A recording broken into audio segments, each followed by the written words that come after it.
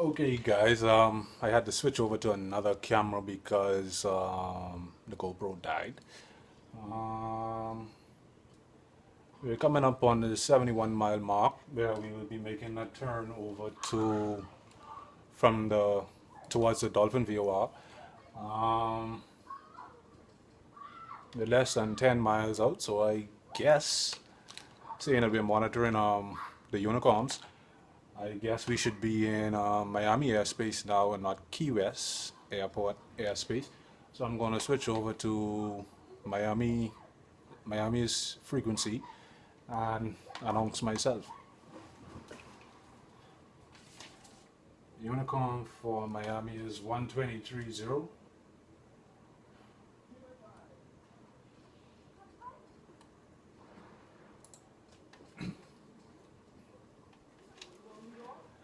Miami traffic from Charlie 6 Bravo Foxtrot Golf Type Beach 60 Beach Duke. 11,000 miles, about 4 miles from the turn point for Miami Dolphin VOR.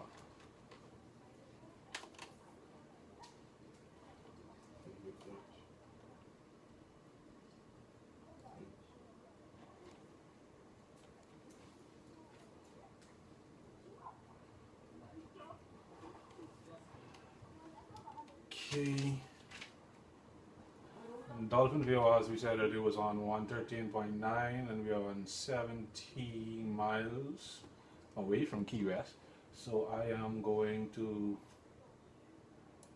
put that over to the active now, and then I'm going to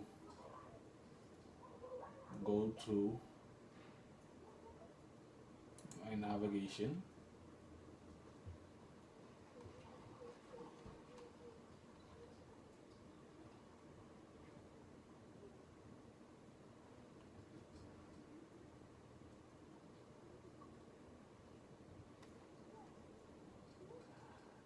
I do not like that turn. That turn is taking me almost back to where I came from. So what I'm going to do is go straight to the heading of 335.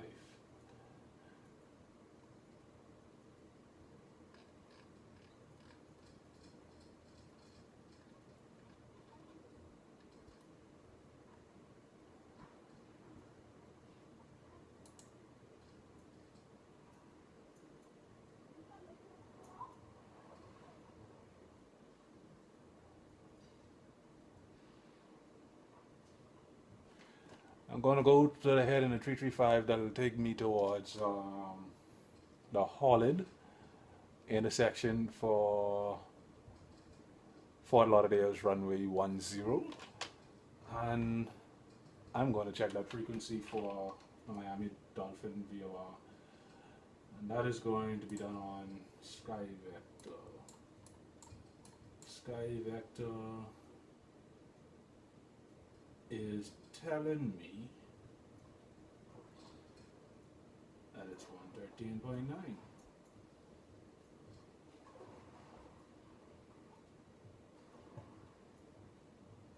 113.9, and it says so right here. This 110.1 is for Holland, and we are coming from this direction here. So, what frequency should I track to get to Miami International? I do not see it.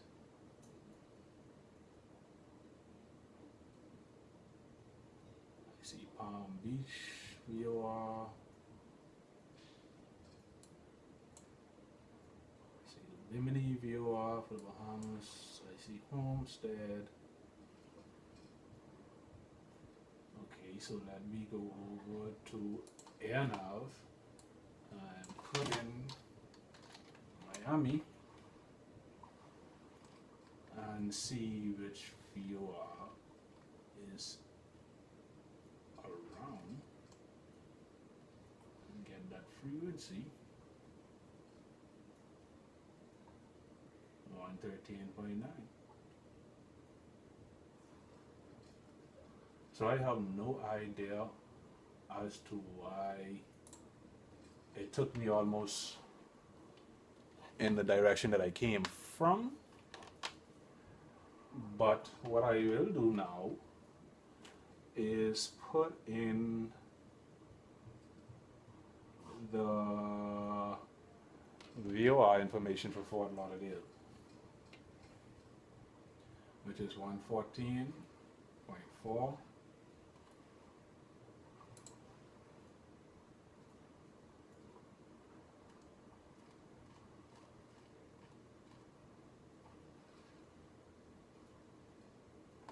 And now I'm just going to track the VOR for Fort Lauderdale. So I'm going to turn off my heading hold and turn on my navigation hold. And it's going to home in to where I need to be.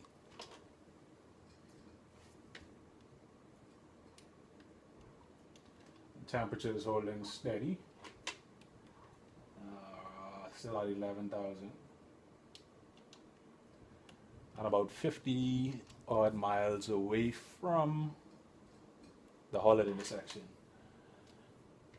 Let me see if I can get an ADF frequency for Fort Lauderdale.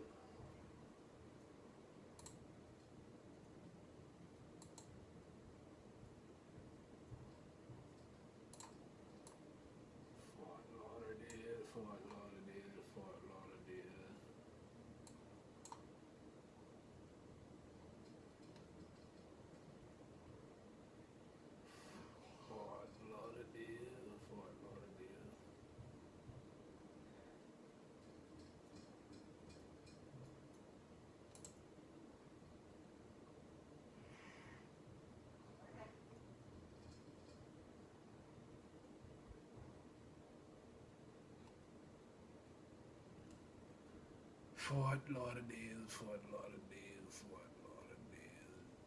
Is that you? No, this is you. And I do not see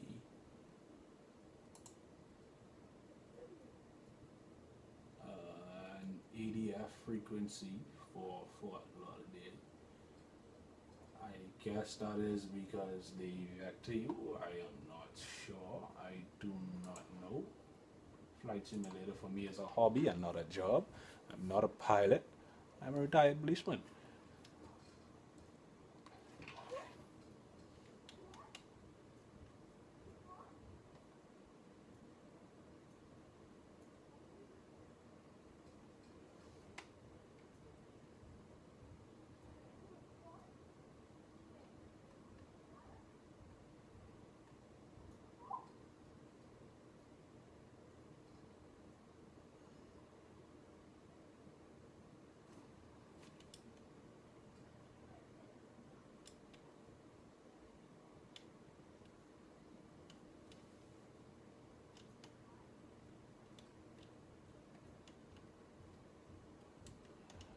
Because this VOR heading is going to take me directly over the airport, what I'm going to do now, seeing that I'm about 40 miles off, is I'm going to make a 5-mile deviation to the left. Make a 5-mile deviation to the left, and hopefully it'll bring me out to the intersection of Holland, and then I can make my way down to the airport. So here we go now, heading, my course now is 71 degrees. So 170, 69, 68, 67, 66.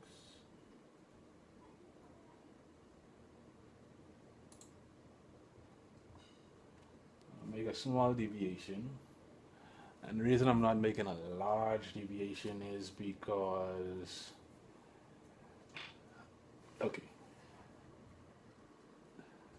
this is where it is pointing us to, and this is where we're going to go. The more you travel this way, the bigger the distance is going to get. So that's why we made a small deviation. And that would allow us to continue to track the VOR. So if we see the VOR is going almost to a 90-degree, then we know that the airport is directly at our 3 o'clock. And at that 9 o'clock, we should be making that turn to track directly to the VOR. I am not certain of the weather. I'm not checking the weather in Fort Lauderdale. For some strange reason, I just like the approach from 10 left. So that is going to be the runway that we take.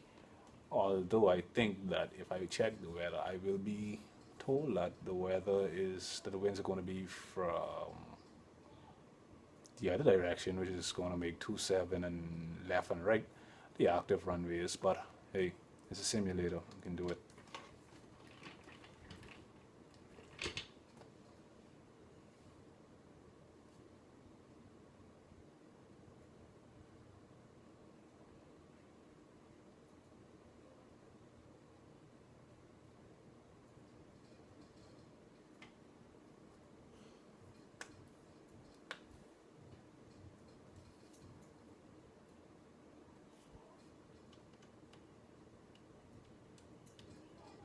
Clouds look kind of realistic because I'm using Rex soft clouds. I really love this airplane. I really love this airplane.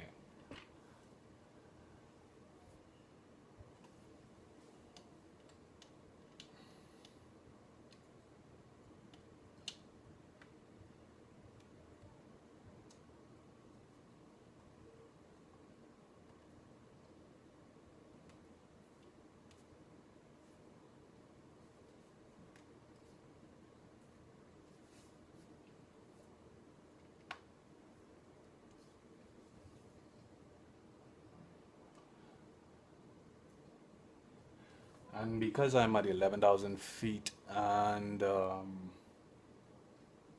literally flying by air, I am going to descend to about 5,000 because I'm about 33 miles. I'm going to take it down to 3,000 because I'm about 32 miles. So I'm going to take it down to 3,000.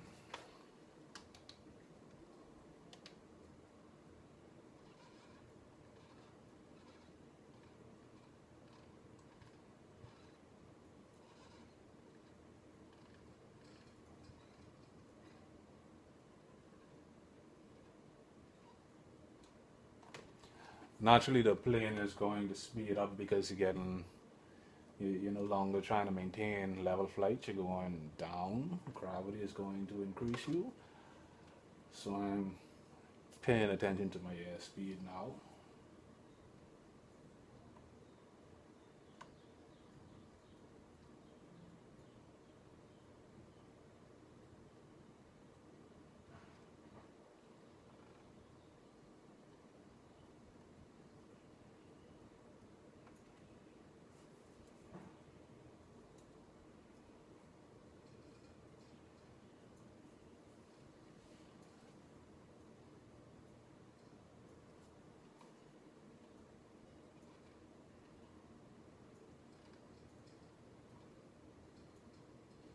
Yeah, so what I'm going to do as well, seeing that I'm taking in the 10 left approach into Miami, not Miami, sorry, into Fort Lauderdale, what I am going to do is once I make that right turn to intersect the Holland, I will switch my frequencies to pick up the ILS for 10 left.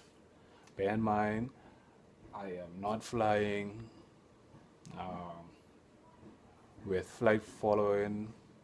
There's no ATC online, so I am literally on my own, not being vectored in or anything.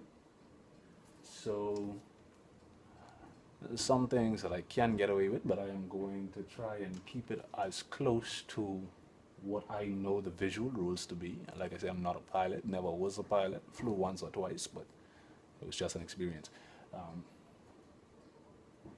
Yeah.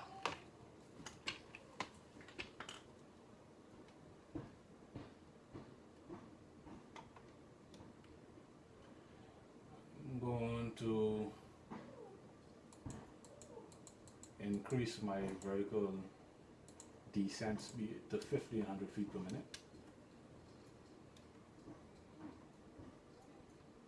Below 10,000, landing lights are on.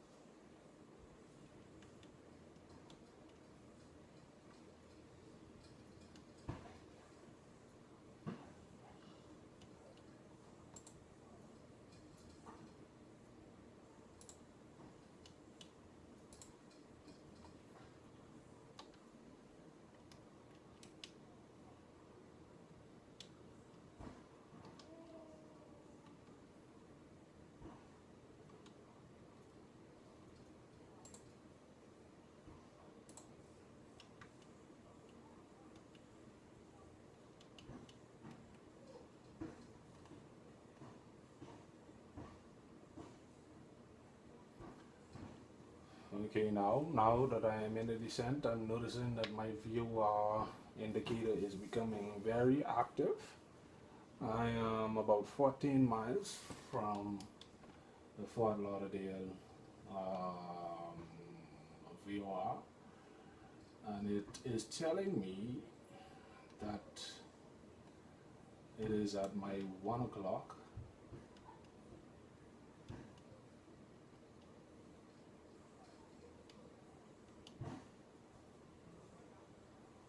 So what I will do now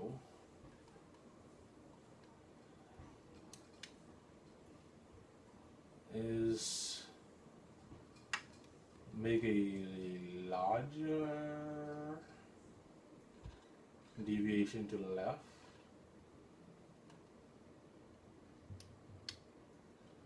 This would be the airport in this area here. We're going in on 10 left. So I'm going to make a larger deviation to the left.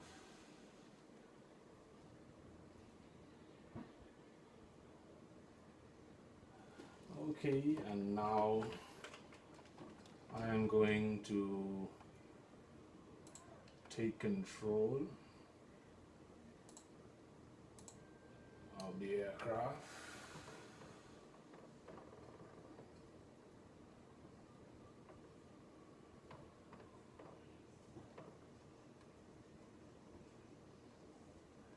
And it's telling me that it's almost at my 9 o'clock, and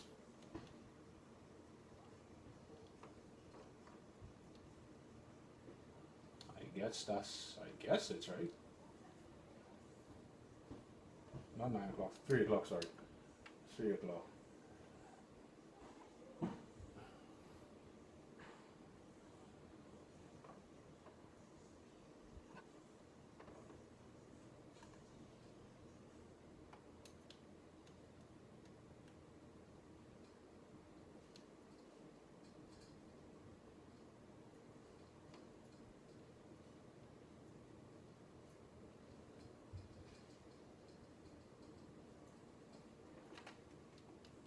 And in all honesty, I think that I overshot the airport.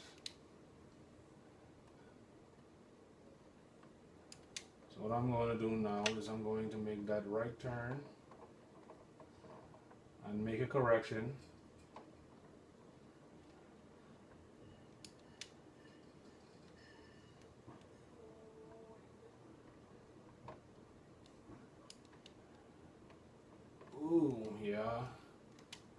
make a correction. It's not Fort Lauderdale. I don't know the name of that airport at this time.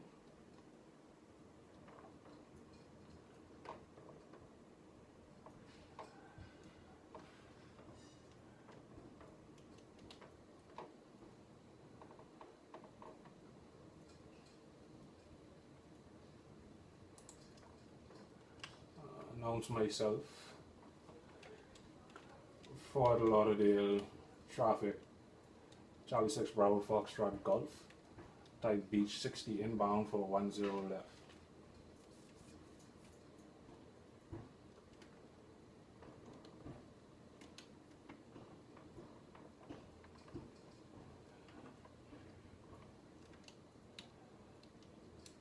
And I assume that this would be my airport. On the left.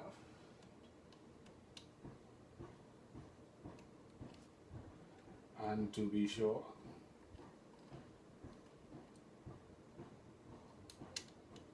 the VOR says that it's my airport. So I'm going to make that turn now. Nice slow descent, about 6 miles and about 1600. More than 1,000 feet per minute. Airspeed is good enough for me to apply my flaps.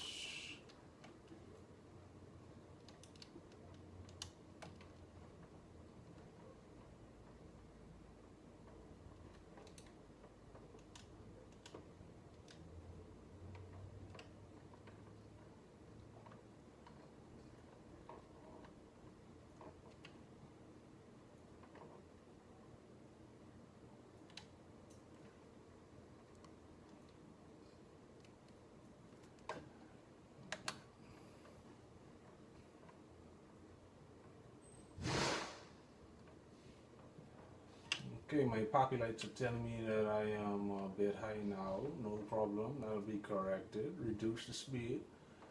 Airspeed is good enough now. Landing gear is down. Activate all lights for my landing.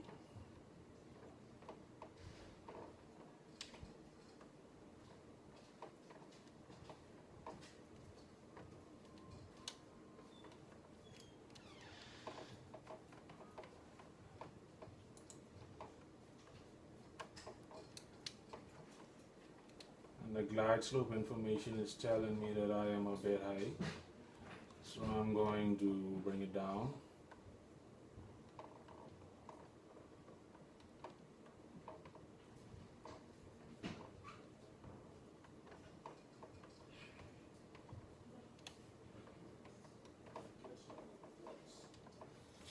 The glide slope is telling me now that I am almost perfect.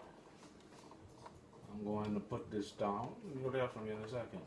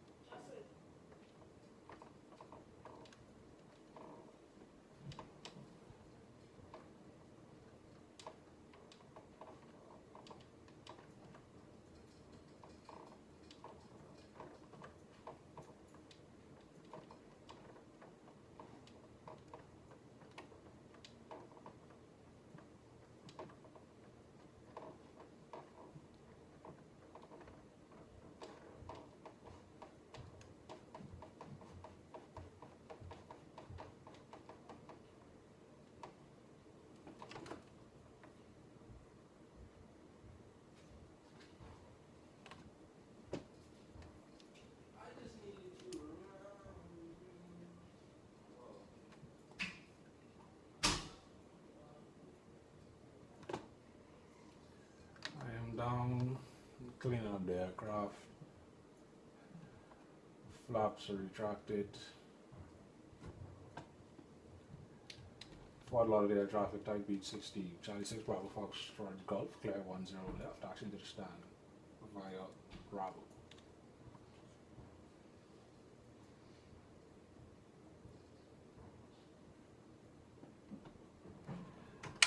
Landing lights not required.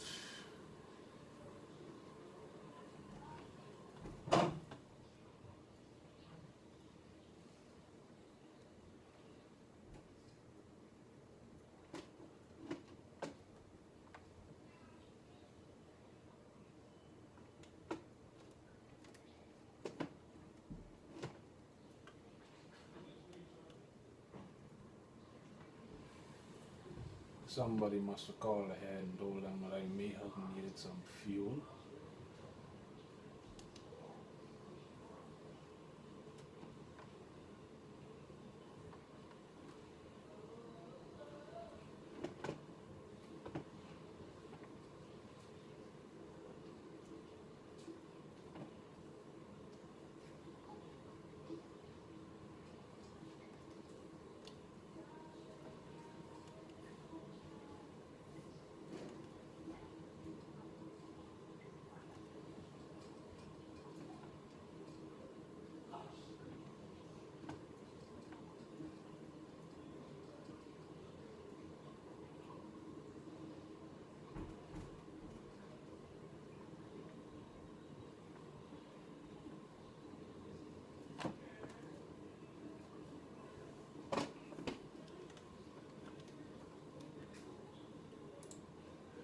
Parking brakes.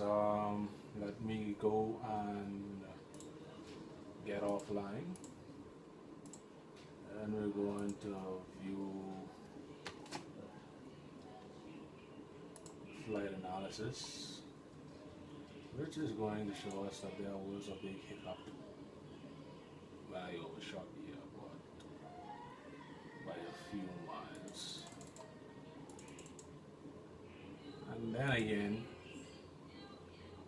when I homed in on the viewer and it almost turned me around. Yeah. And if you look about here, this would be when I started my deviation of 5 degrees. And the deviation did actually do quite good, because pi on Holland's intersection would have been here to bring me directly in. So all in and the descent, as you can see, was a nice smooth descent to the runway. Matter of fact, let's do a replay for the past 30 seconds from the airport's view.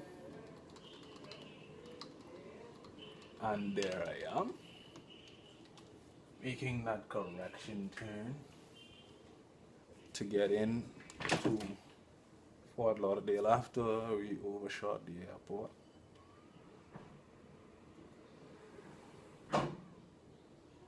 But I understand why it's important to go to school if you're going to fly.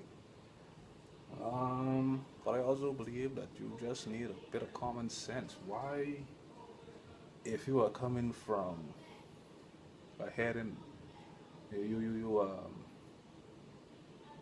you're coming from a heading of, say, 355. You're heading in the opposite direction, says, and then you know that you're trying to go one particular place, and then when you go to make a turn, you have to do almost a 180. Common sense tells you if you are coming from a direction and you take a turn that's almost 180 degrees, you're going to be heading back in the direction that you're coming from. So common sense told me that, okay, the VOR frequency obviously is not right. And this is why you do flight planning. You check more than just the VOR of the immediate airport. You check VORs for the surrounding area. So if that VOR frequency happens to be down and you can't home in on it, you can find the nearest VOR and track to it and work your way around from there if you're not going to be vectored. If for some reason you're in an airspace where ATC does not control you. So all in all, it was a good flight. Video 1 and 2. It was a good flight. Yeah, I would like to go to school. I have my manual. Here, I have my manual. So it's just a matter of time before I set aside some time and some funds and get my wings.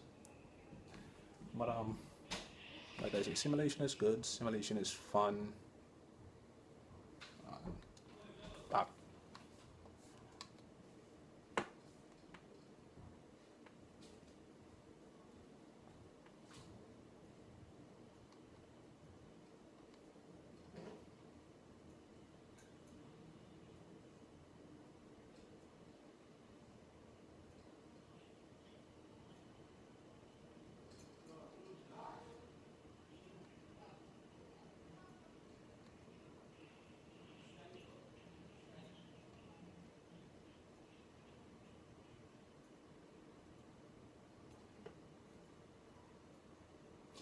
A little to the left of the center line, but hey, like I say, it's simulator. I'm not going to be fined. The company is not going to send me on a training course because I didn't maintain the center line. If I had my utility on that would measure my landing rate, that would have been a very smooth landing. I think it would have been in the hundreds, probably about a 150 or so, if that much. But it's going to be more videos coming. This is, like I say, the Beechcraft 60, also known as the Beech Duke by RealAir Simulation. I'm going to be flying some aircraft from my library. I have the A2A simulation aircraft. RealAir is, I think I found a new love. The Airbus, the PMDG, Aerosoft Airbus, PMDG, the iFly 747, the Carinator Cargo Master, and a few other aircraft that I will fly, have fun. I think I'm going to do a VATSIM vid next, where we have some air traffic controllers, and I'm going to do it with the same aircraft, just for the fun of it, where I actually get audio feedback and instructions. That way I wouldn't overshoot. Take care, and you're watching me.